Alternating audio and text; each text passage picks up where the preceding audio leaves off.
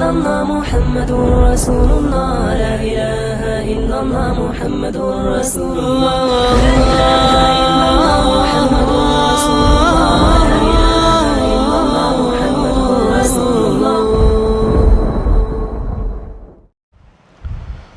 بسم الله الرحمن الرحيم. الحمد لله وحده والصلاة والسلام على من لا نبي بعده أما بعد فأعوذ بالله من الشيطان الرجيم. بسم الله الرحمن الرحيم.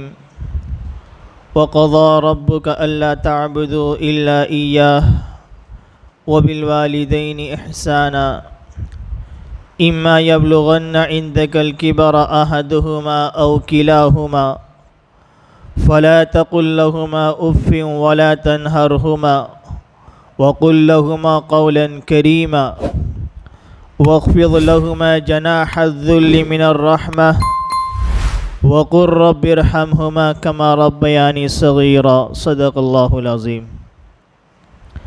بزرگان محترم اور میرے عزیز ساتھیوں، اللہ رب العزت ہم سب کی اس مل جل کر بیٹھنے کو قبول فرمائے، ہم سبھی کے لیے عمل، ہدایت اور اللہ کی رضا کا ذریعہ بنا دے. اللہ تعالیٰ مجھے بھی صحیح صحیح کہنے کی توفیق عطا فرمائے.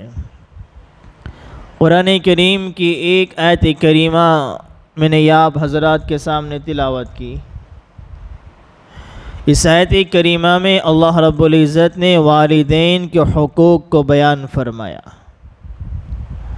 آج ہمارے معاشرے کو دیکھا جائے، ہماری سوسائٹی، ہمارے اطراف کے ماحول کو دیکھے تو آج کے اس دور میں، ترقی یافتہ دور میں، کثرت سے والدین اپنی اولاد کے شکوے شکایت کرتے ہوئے نظر آتے ہیں. ایک بڑی تعداد آج اس دور میں اولادوں کی نافرمان نظر آ رہی ہے. قرآن کریم نے، احادیث پاک میں نبی کریم صلی اللہ علیہ وسلم نے ہر موقع پر ہماری رہبری فرمائی. اور جہاں تک والدین کا معاملہ آیا تو قرآن کریم نے ایک جگہ نہیں، کئی مقامات پر، کئی جگہ پر بڑی تفصیل کے ساتھ والدین کے حقوق کو بیان فرمایا. نبی کریم صلی اللہ علیہ وسلم نے بار بار کثرت سے بے شمار مواقع پر ماں کے حقوق کو بیان فرمایا، ان کے مقام کو بیان فرمایا، والدین کے مقام کو بڑی عزت کے ساتھ اور بڑے ادب احترام کے ساتھ بیان فرمایا. تو اس آیت کریمہ میں اللہ تعالیٰ فرما رہے ہیں وَقَضَى رَبُّكَ أَلَّا تَعْبُدُوا إِلَّا إِيَّاهُ. تمہارا رب تمہیں تاکید کے ساتھ حکم کرتا ہے، اللہ تعبدوا الا ایہ، تم اللہ ہی کی عبادت کرو، اللہ کے سوا کسی اور کی عبادت نہ کرو. اللہ اپنا حق بیان کر رہا ہے کہ میں نے تمہیں پیدا کیا، میں تمہارا خالق ہوں، میں تمہارا مالک ہوں، میں تمہارا رب ہوں، لہٰذا تمہاری ذمہ داری یہ ہے تم میری ذات میں، میری صفات میں، میری عبادت میں کسی کو شریک نہ ٹھہرنا. تمہاری پیشانی جھکے صرف میرے سامنے، تم سجدہ کرو صرف میرے سامنے، تم پرستش کرو صرف میری ہی کرو، تم عبادت کرو صرف میری ہی کرو. اللہ تعبدوا الا ایہ، تم اللہ ہی کی عبادت کرنے والے بنو. دو لفظ، ایک رب ہے، ایک اب ہے. عربی زبان میں باپ کو ابن کہا جاتا ہے، ابن کہتے ہیں، اب کہتے ہیں. اللہ تعالیٰ خالق ہے. اللہ اصل خالق تو انسان کو بنانے والا، پیدا کرنے والا اللہ تعالیٰ ہے، اور اسباب کے طور پر یہ والدین ہے، ماں باپ ہے. تو اس خالق کو، جو خالق حقیقی ہے، اس کو رب کہتے ہیں. جو دنیا میں پیدا کرنے کا ذریعہ بندہ، اس کو اب کہتے ہیں. تو رب کے حق کو ادا کرنا ہے. رب نے اپنے حقوق کو ادا کرنے کے بعد، حقوق کو بیان کرنے کے بعد فوراً والدین کے حق کو بیان فرمایا. علماء کرام فرماتے ہیں اس آیت کریمہ کے ذیل میں، مفسرین فرماتے ہیں والدین کے حقوق کتنے اس بات سے پتہ چلتا ہے، اس آیت کریمہ سے پتہ چلتا ہے. جہاں اللہ تعالیٰ اپنے حقوق کو بیان فرما رہا ہے، اللہ اپنے حقوق کے ساتھ اللہ تعالیٰ نے والدین کے حقوق کو بیان فرمایا. اپنے حق کے ساتھ والدین کے حق کو ملا دیا کہ میرے بندے تجھ پر میرا حق یہ ہے کہ تم میری ہی عبادت کر، اور آگے فرمایا اللہ تعبدوا الا ایاہ وبالوالدین احسانا، اور اپنے والدین کے ساتھ حسن سلوک سے پیش آنا، اچھی طریقے سے پیش آتے رہنا۔ ایک حدیث پاک میں ہمارے نبی کریم صلی اللہ علیہ وسلم نے ارشاد فرمایا کہ تیرا باپ جنت بھی ہے اور جہنم بھی، والدین تمہارے لیے جنت بھی ہے جہنم بھی ہے۔ یعنی اگر کوئی انسان اپنے والدین کی اطاعت کرتا ہے، فرما برداری کرتا ہے، مطیع بنتا ہے، تو یہی عمل اس کو جنت میں لے جانے والا ذریعہ بنتا ہے۔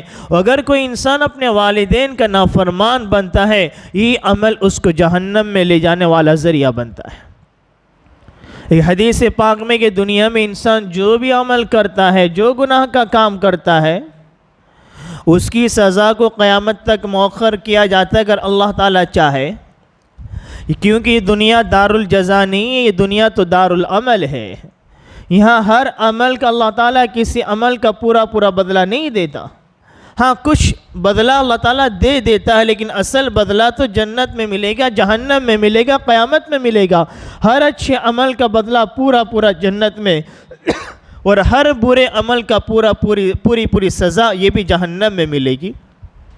کبھی کبھی کسی عمل کا بدلہ اللہ تعالیٰ یا جزا سزا دنیا میں ظاہر کر دیتے ہیں، لیکن ایک گناہ ایسا ہے کہ اس کی سزا آخرت میں تو ملے گی، لیکن دنیا میں بھی اللہ تعالیٰ اس کی سزا کو مرتب فرماتے، تب تک اس کو موت نہیں دیتے۔ دوسرے کسی عمل کے بارے میں نہیں ہے، کوئی انسان نے جو بھی عمل کر لیا، کچھ بھی گناہ کر لیا، اس کی سزا قیامت تک اللہ تعالیٰ چاہے مؤخر کر دیتے ہیں۔ صرف ایک گناہ ایسا ہے اللہ اس کی سزا دنیا میں ضرور دیتے ہیں، وہ ہمارے نبی نے فرمایا والدین کی نافرمانی ہے۔ اللہ تعالیٰ قیامت میں دے گا، وہ الگ بات ہے، دنیا میں موت سے پہلے ان کو اس کا بدلہ دیا جاتا ہے۔ جو اولاد اپنے ماں باپ کے ساتھ جیسا سلوک کرتے ہیں، چاہے پھر وہ ماں باپ اپنی اولاد کو سونے کے لقمے کھلائے، ان کے ہر خواہشات کو پورا کرتے چلے جائے، ان کے ہر تمناؤں کی تکمیل کرتے چلے جائے، ان کے سامنے دنیا کی نعمتوں کو نچھاور کر دے، لیکن اس نے اپنے ماں باپ کے دل کو دکھایا ہے۔ پوری دنیا اس اولاد کے سامنے لا کر رکھ دو، جب تم بوڑھے ہوں گے، جب تمہارا بدن کمزور ہوگا، جب تمہیں کسی کے سہارے کی ضرورت ہوگی، وہی اولاد تمہیں تنے تنہا چھوڑ کر چلی جائے گی۔ تم دنیا کے سامنے آہ واویلا کرتے رہیں گے، میں نے اپنی پرورش میں، اپنی اولاد کی تربیت میں کوئی کمی نہیں چھوڑی، پھر بھی آج میری اولاد مجھے چھوڑ کر چلی گئی۔ تم نے کوئی کمی نہیں چھوڑی، لیکن تمہاری کمی تمہارے والدین کے ساتھ تھی، جس کا یہ بدلہ تمہیں دنیا میں مل رہا ہے۔ اگر ہم یہ چاہیں کہ ہماری اولاد ہمارے ساتھ اچھا سلوک کرے، یا ہم یہ چاہیں کہ ہماری اولاد ہمارے ساتھ کیسا سلوک کرے، تو ہمیں دیکھنا چاہیے کہ میں اپنے ماں باپ کے ساتھ کیسا سلوک کروں۔ آپ اپنے ماں باپ کے ساتھ جیسا سلوک کرنا چاہتے ہو، ویسا بدل آپ کو اپنی اولاد کی طرف سے ملے گا۔ اگر آپ میں طاقت ہے کہ نہیں مجھے طاقت ہے، برداشت ہے، مجھے کوئی پرواہ نہیں، آپ اپنی اولاد کے، اپنے ماں باپ کے ساتھ نافرمانی کا سلوک کر رہے ہو، تو آپ کو اس بات کے لیے تیار رہنا پڑے گا کہ موت سے پہلے یہ سلوک میرے ساتھ بھی کبھی نہ کبھی پیش آئے گا۔ کتابوں میں واقعات لکھے ہوئے کہ ایک بیٹا اپنے باپ کو مارتے مارتے گھر سے لے کر نکلا، گلی کے کنارے تک پہنچا، ایک جگہ پہنچا، اس باپ نے کہا بیٹا بس کر دے، اب اگر اس سے آگے تو مجھے لے جائے گا تو ظالم بن جائے گا، میں بھی میرے باپ کو مارتے مارتے یہیں تک لایا تھا۔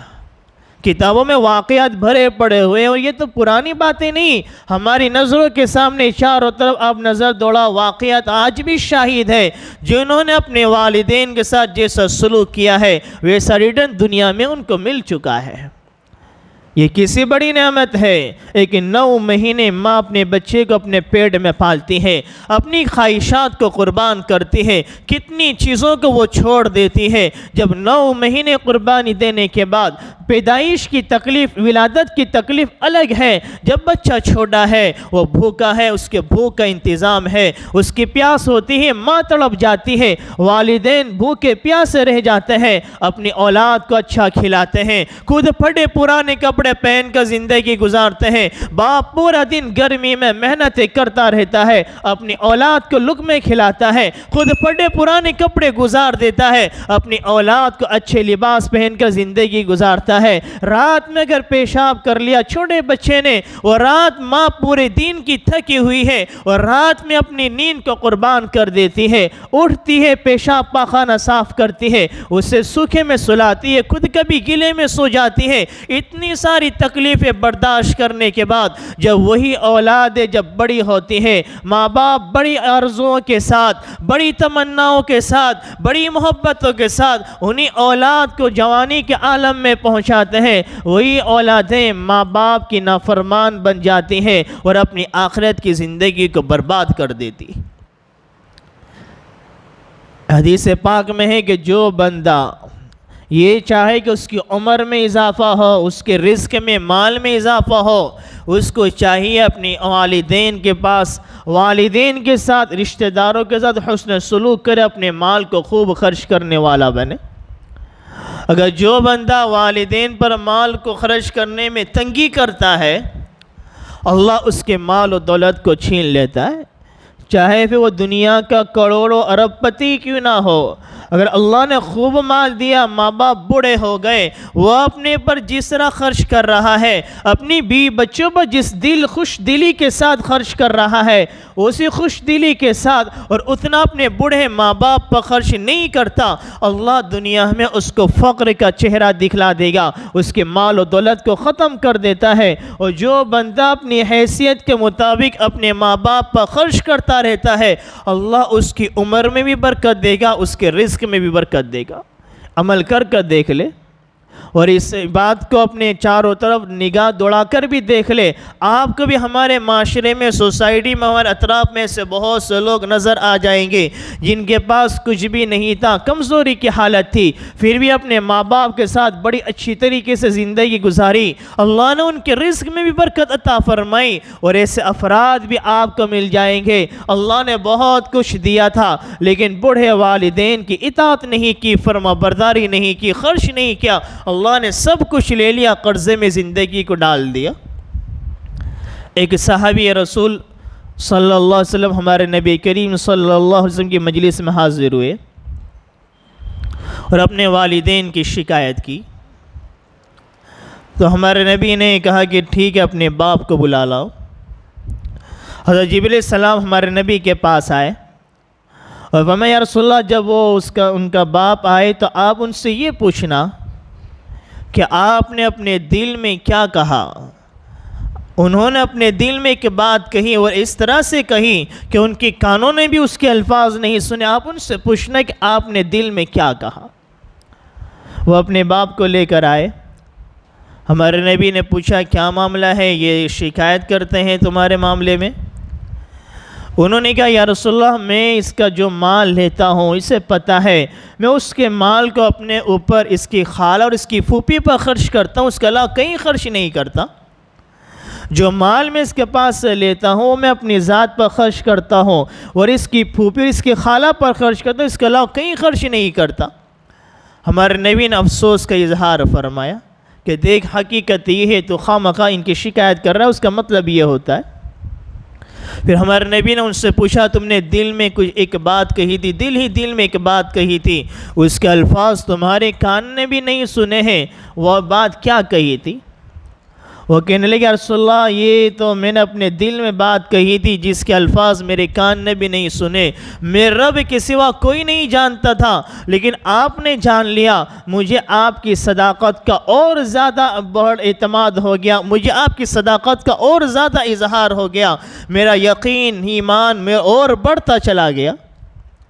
پھر انہوں نے کہا کہ میرے دل میں میں نے یہ بات کہی کہ جب بیٹے کی طرف سے تکلیف پہنچی، کہ جب کسی باہر والے کی طرف سے تکلیف پہنچتی ہے انسان برداشت کر لیتا ہے، لیکن جب ماں باپ کو اپنے ہی گھر سے اپنی اولاد کی طرف سے تکلیف پہنچتی ہے ان ماں باپ کے دل ٹوٹ جاتے ہیں، ان کی زندگیاں ٹوٹ جاتی ہیں، ان کے دلوں سے آہ نکلتی ہیں۔ ہمارے نبی نے فرمایا کہ اللہ تعالیٰ 3 لوگوں کو کبھی جنت میں داخلہ نصیب نہیں فرمائے گا۔ 3 لوگ جنت میں داخل نہیں ہوں گے۔ ایک والدین کا نافرمان ہے، ان 3 لوگوں میں سے ایک والدین کا نافرمان ہے۔ جو والدین کا نافرمان ہے، اللہ ایسے شخص کو، چاہے وہ عبادت گزار ہو، چاہے وہ حاجی ہو، چاہے وہ نمازی بن جائے، چاہے وہ تہجد گزار بن جائے، چاہے وہ خوب عبادت کرنے والا بن جائے، لیکن والدین کا نافرمان ہے، ہمارے نبی فرما رہے ہیں والدین کا نافرمان جنت میں داخل نہیں ہو سکتا۔ ایک حقوق اللہ، ایک حقوق العباد ہے۔ حقوق العباد میں سب سے بڑا حق ماں باپ کا ہے۔ ایک صحابی آئے، رسول اللہ مجھ پر سب سے زیادہ حق کس کا ہے؟ آپ نے فرمایا اموں کا، تیری ماں کا۔ پھر فرمایا اس کے بعد کس کا ہے؟ فرمایا اموں کا، تیری ماں کا۔ پھر تیسری مرتبہ پوچھا، رسول اللہ میرے رشتہ دار میں مجھ پر سب سے زیادہ حق کس کا ہے؟ آپ نے تیسری مرتبہ فرمایا اموں کا، تیری ماں کا۔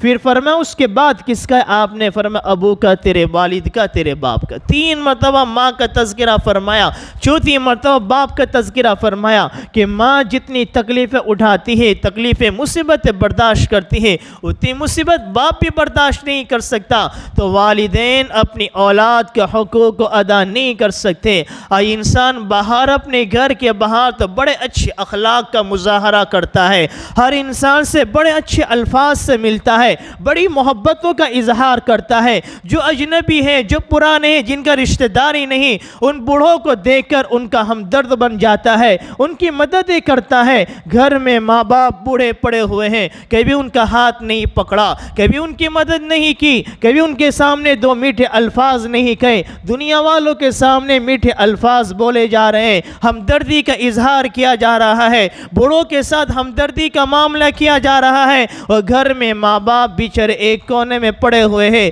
یہ ہمارا اسلام نہیں ہے، یہ ہمارا مذہب ہمیں یہ تعلیم نہیں دیتا، یہ ہماری عبادتیں ہمیں جہنم میں ڈھکیل دے گی۔ قرآن کریم سے پتہ چلتا ہے اپنی زندگی اس طرح سے گزارو کہ رب بھی ہم سے راضی ہو جائے اور دنیا کا اب بھی ہم سے راضی ہو جائے، خالق کائنات بھی ہم سے راضی ہو جائے، حقیقی مالک، حقیقی پیدا کرنے والا بھی ہم سے راضی ہو جائے، اور دنیا میں ظاہری طور پر پیدا کرنے والے بھی ہم سے راضی ہو جائے۔ تو خیر میں ایک واقعہ بتا رہا تھا، وہ صحابی آئے، ہمارے نبی نے فرمایا کہ تم نے دل ہی دل میں کوئی بات کہی تھی۔ انہوں نے کہا میرے دل میں یہ بات کہی تھی جب میرے بیٹے کی طرف سے مجھے تکلیف پہنچی کہ میں نے بچپن میں اس سے پالا، بچپن میں میں نے اس سے پالا، اور جوان ہونے تک میں نے اس کی تربیت کی، اس کو پروان چڑھایا، اپنی محنت کی کمائی سے اس کو جوان کیا، اور جب اگر اس کو کوئی بیماری لاحق ہو گئی، جس کی بیماری کو دیکھ کر پوری رات میں جاگتا رہا، اس کی بیماری کو تکلیف کو دیکھ کر میرا دل تڑپتا رہا، میرا دل دکھ بھر گیا، میرے دل میں دکھ آ گیا، جس کی وجہ سے پوری رات میں سویا نہیں، گویا اس کی بیماری میری بیماری بن گئی۔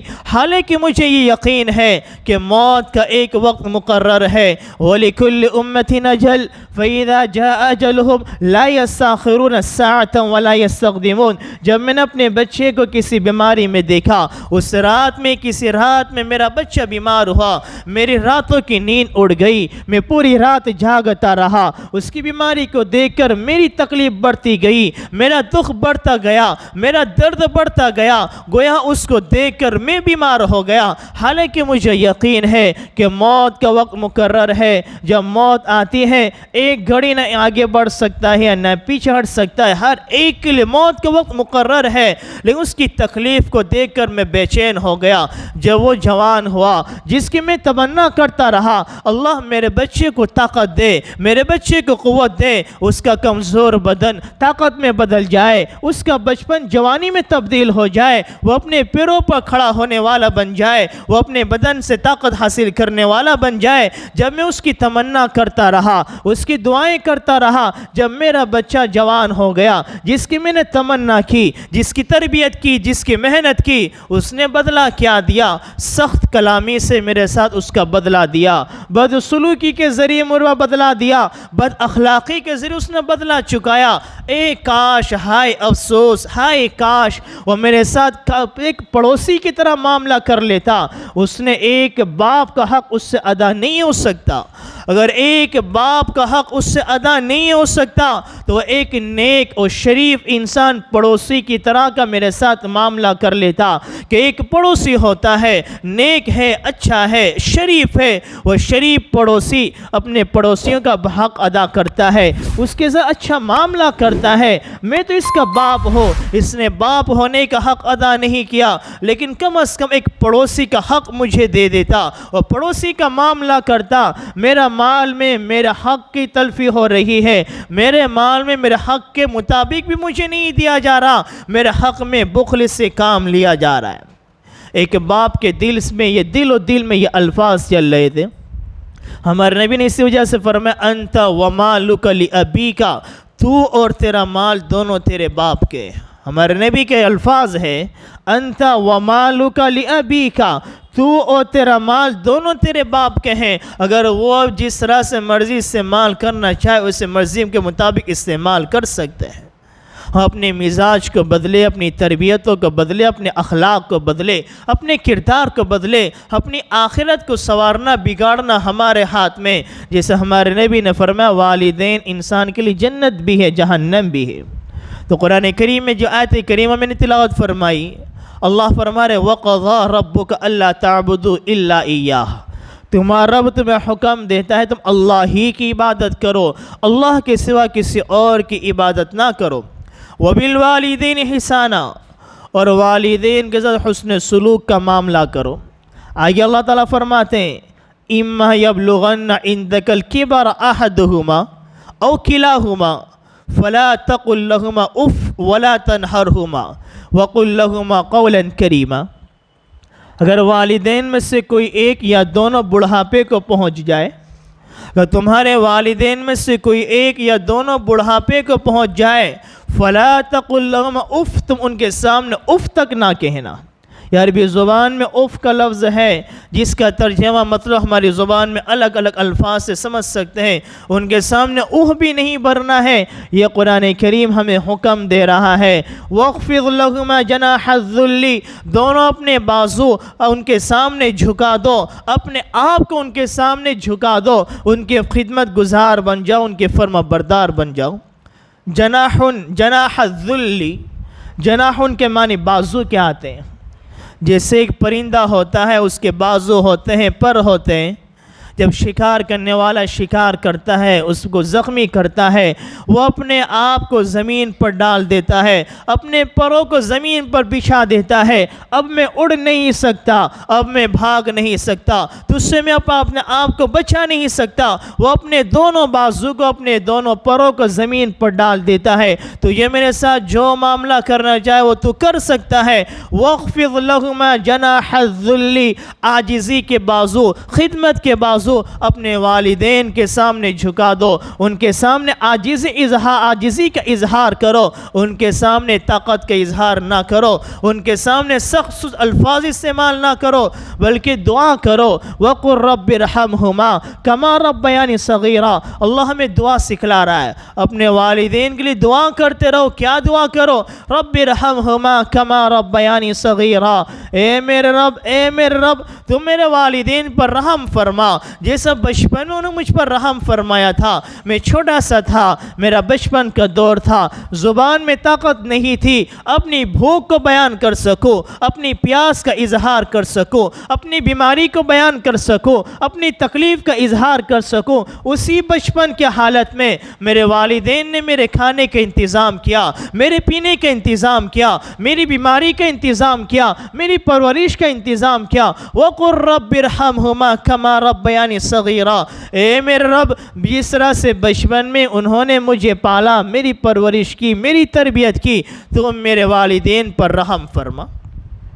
عام طور پر جب انسان بوڑھا ہوتا ہے، انسان کا جسم کمزور ہو جاتا ہے، قرآن کریم کہتا ہے کہ ولا واخفض لهما جناح الذل من الرحمہ اللہ تعبدوا الا ایاہ وبالوالدین احسانا اما یبلغن عندک الکبر احدہما، تو ان میں سے کوئی ایک بڑھاپے کو پہنچ جائے، خاص وہ بڑھاپے کا تذکرہ فرمایا۔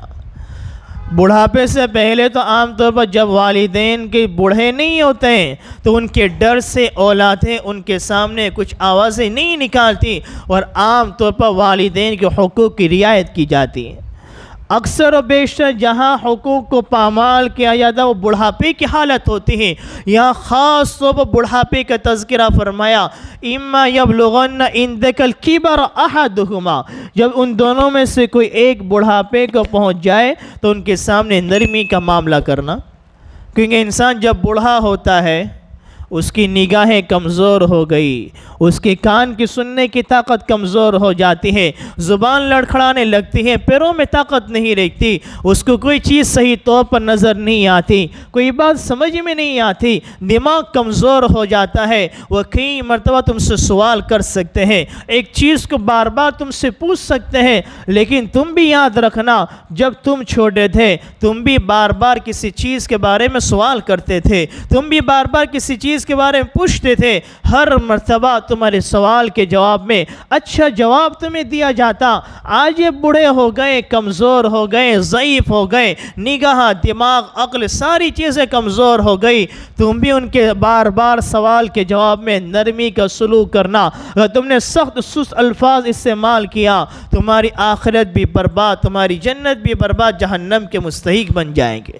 اللہ تعالی ہم سب کو عمل کرنے کی توفیق عطا فرمائے، ہم سب کو اپنے والدین کا مطیع و فرما بردار بنائے، آمین۔ وما علینا الا البلاغ۔ ایک اعلان بھی کرنا ہے کہ آئندہ جمعہ کو ہمارے حلقے کا ہدایت مسجد میں جوڑ رکھا ہوا ہے، ہمارے پورے حلقے کا آئندہ جمعہ کے دن عصر سے عشاء تک، اور عشاء کے بعد کھانے کا انتظام بھی ہے، لہذا ہر حضرات اپنے اپنے وقت کو فارغ کر کے وہاں پر پہنچنے کی کوشش کریں۔